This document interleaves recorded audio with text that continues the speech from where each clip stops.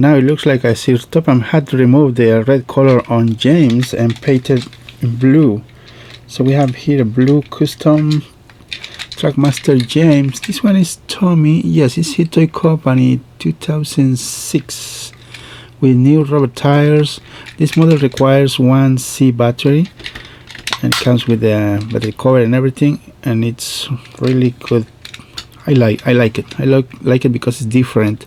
So we use vinyl on the lining, paint on the on this lining here with oil base painted this lining, and we have stickers number 5 with vinyl, also the lining on the tender. Pretty cool, pretty cool. Let me put it on the track.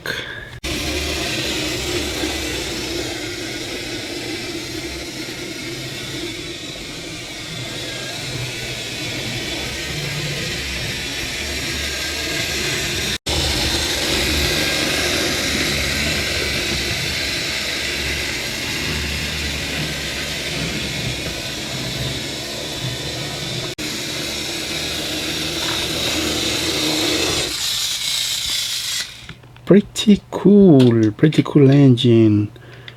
Look at that, beautiful. Also available for sale, link in the description, so that you can buy it if you are interested.